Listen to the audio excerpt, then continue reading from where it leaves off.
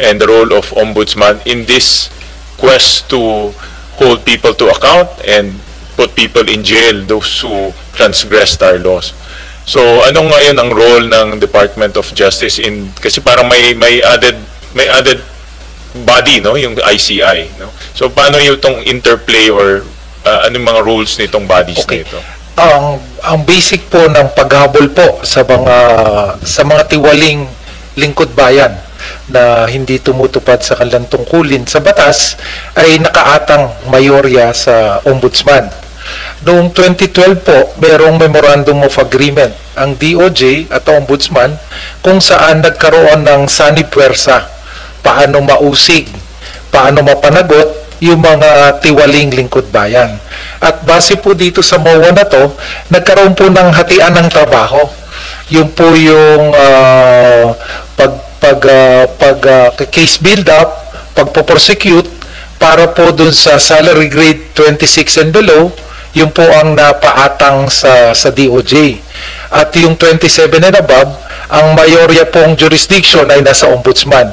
Pero sa kabila po, nung deputization na yon sa DOJ, ang kabuuang pagpapatakbo pa rin ng pag-uusig ng plano, kung ano man ang dapat gawin para usigin yung mga dapat managot na public officials ay nasa ombudsman pa rin po.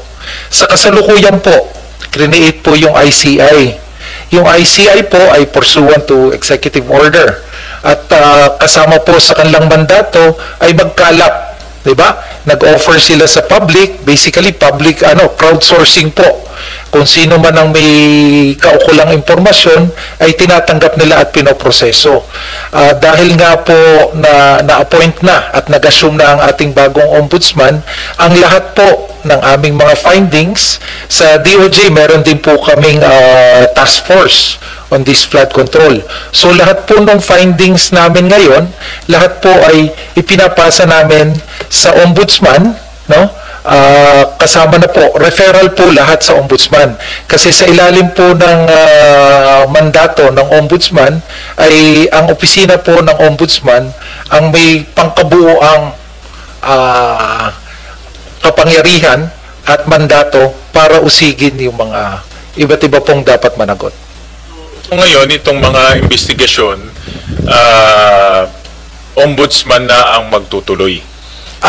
Hindi po, patuloy po yung mandato kasi ng iba na pagkakalap, pero sa dulo po yung pag-refer po namin sa ombudsman, no? Pati po rin po yung pag-case build-up, iniipon po namin tulad po ng aming task force. May na-refer po kami sa Office of the Ombudsman Tuesday last week na 5 kaso. Ito po yung mga nabuo na po ng mga team ng DOJ kung saan po yung mga ghost project po. Diba? Na-refer na po namin. Ngayon po, ang inaantay po namin ay kung sasabihin sa amin ng ombudsman, sila ba magpa-file magsisimula ng prosecution nun o DOJ po? Diba ang ICI is also a fact-finding body? Yes, opo. They're also, meron rin silang case build-up? Yes, opo. Responsibility. So, paano yung interplay nun? Paano yung roles ng DOJ and ICI in terms of case build-up, in terms of fact-finding?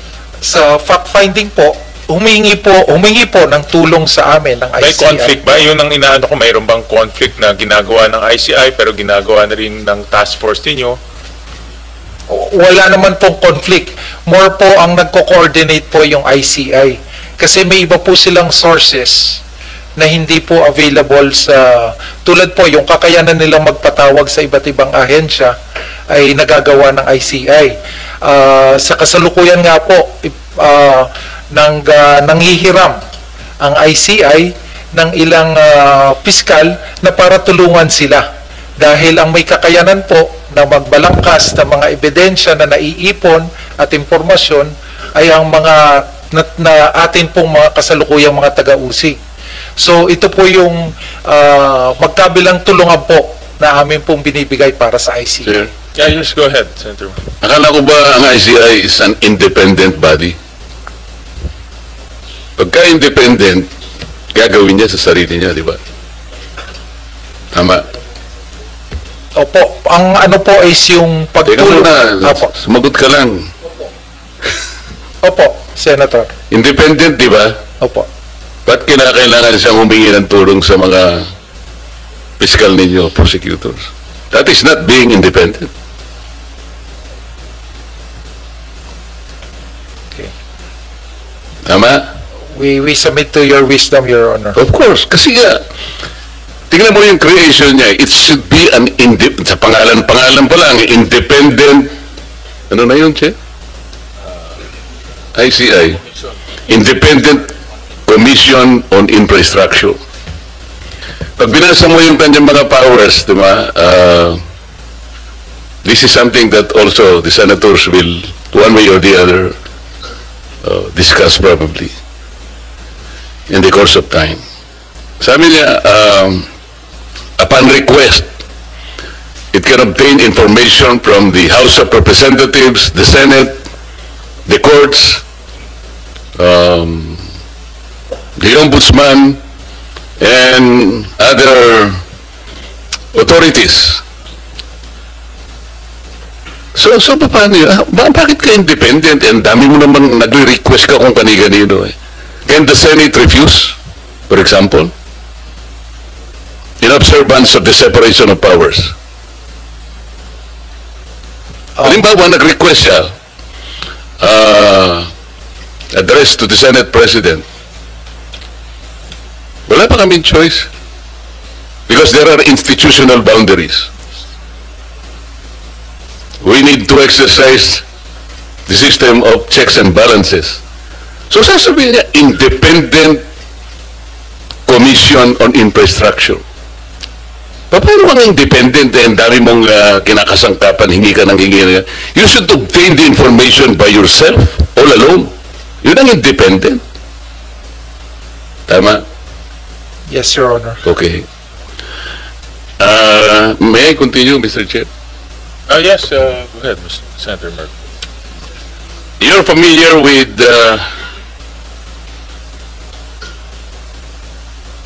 now famous statement,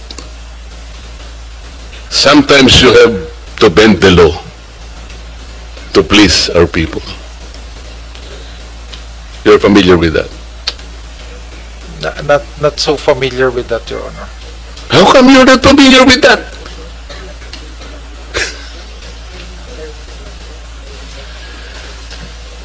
May I refresh your memory? Yes, thank you, Your Honor. We were talking about, this issue of prostitution and blah, blah, blah. Hanggang dumating yung isang point where one of us made a suggestion.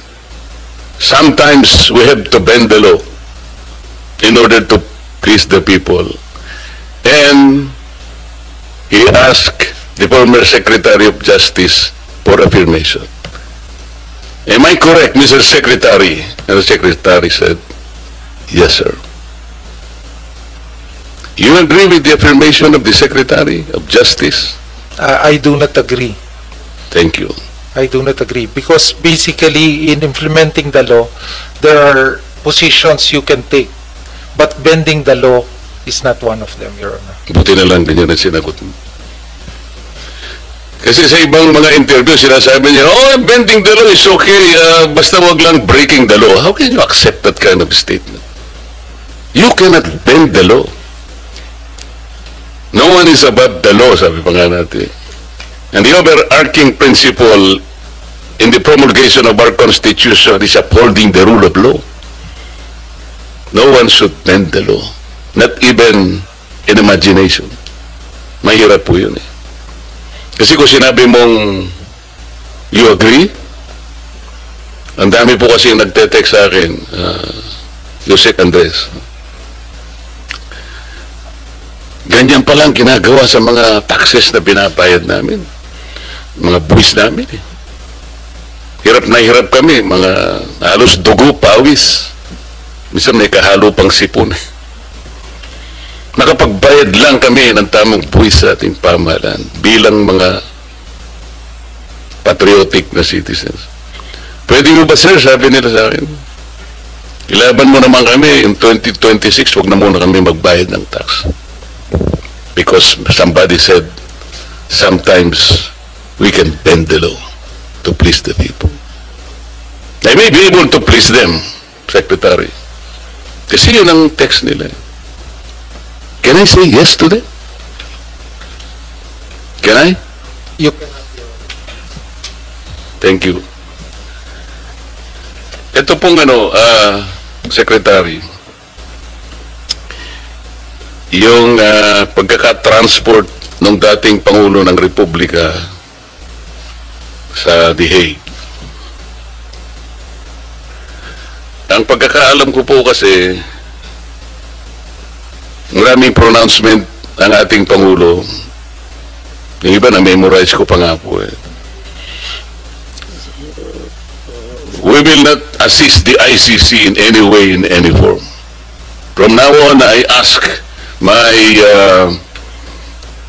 secretaries to do the same. I mean, something like that. Pero nangyari, kabaligtaran, Secretary, di ba? The former Secretary of Justice explained that, well, those pronouncements are not cast in stone. Ito na naman eh. Ito yung parang ephemeral ang nagyayari. Parang the government officials' decisions, sabi niya, sometimes can be changed at times. What do you think are the factors that necessitated a change of mind? Like from not assisting the ICC in any manner, in any way, in any form, he was just transported there, now languishing in the detention center on the other side of the planet. What do you think are the factors used by the DOJ? first, Your Honor, if I'm not familiar to the particular circumstances that the secretary, the particular facts that which made the secretary made the actions Who is familiar? Who is familiar from and second, Your Honor, if I also may state, the matter is pending now with the matter before the Supreme Court. So the position, the legal position on the actions of the former Secretary of Justice has been elucidated with the court, but for the Department of Justice, it's Chief Dennis Chan who made the argument and presented the position of the DOJ in this regard, Your Honor. My question is, what are the factors that necessitated a change of mind from not helping the ICC in any way, in any form, which is a policy matter, with the reverse that happened? I'm not privy to that, Your Honor. Who is privy? Kasi parang, Your Honor, it may be the former secretary, now the ombudsman. oh, wala na siya sa DOJ, nasa ombudsman na siya. Alam nga naman ipatawag natin siya rito. Yes, Your Honor. What happens now to the principle of continuity?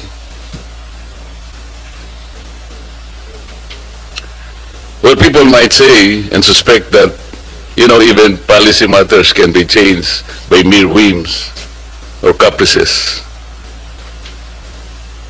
which are not probably based on sound legal basis. You are familiar with Republic Act 9851. This is our Philippine Act on crimes against international humanitarian law, genocide, and other crimes against humanity. Not so familiar with that. 9851, Your Honor. Kasi, Secretary, under that law, ang jurisdiction po ng mga tao na nagkasala under this law, under Section 17 of that law, the state shall exercise jurisdiction over persons, whether military or civilian, suspected or accused of a crime defined and penalized under the Act, regardless of where the crime is committed, provided any of the following conditions is met.